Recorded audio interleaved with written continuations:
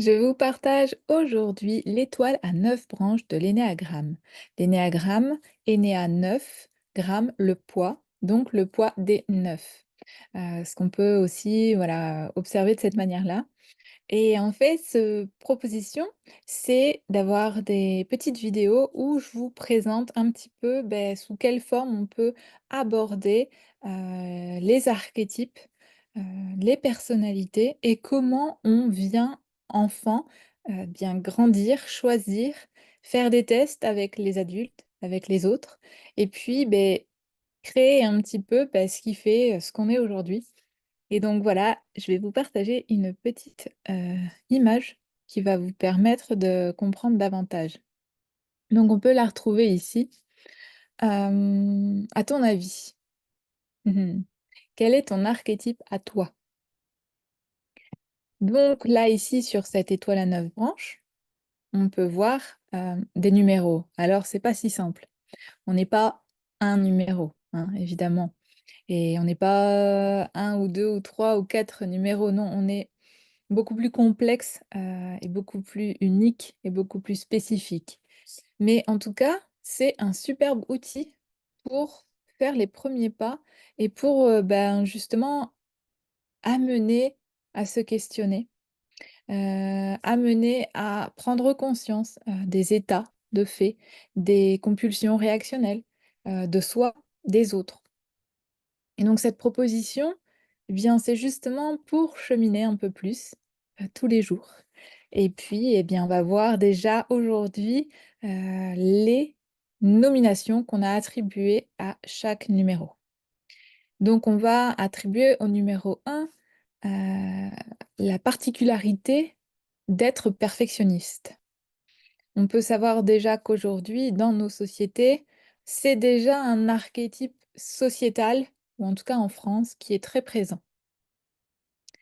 Et en plus, si une personne incarne cette personnalité-là dans une société qui tend vers ça, voilà, vous pouvez imaginer ce que ça apporte. Et ensuite, on va rencontrer toute l'énergie de l'altruiste.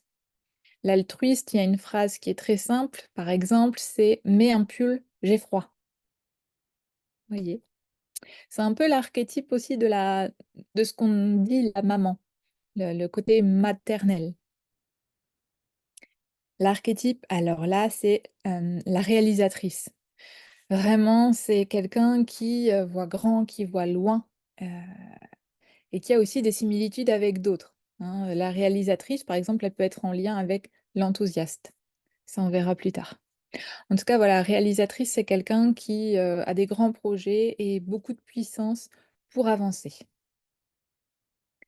Le 4, c'est romantique. Donc, la particularité de l'archétype romantique, c'est, heu, tout le côté qu'on peut attribuer aussi aux artistes. C'est quelqu'un qui est très sensible et qui s'identifie à ses émotions. Voilà. L'archétype 5, observatrice.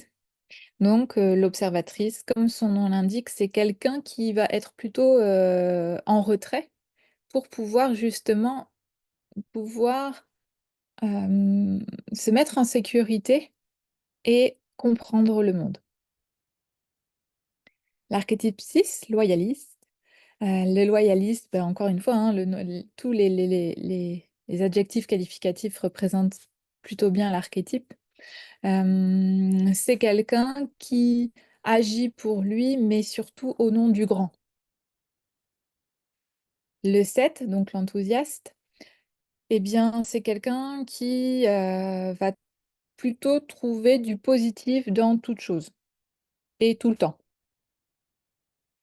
et quelqu'un qui va être boute-en-train aussi. L'archétype 8, on l'appelle le challenger.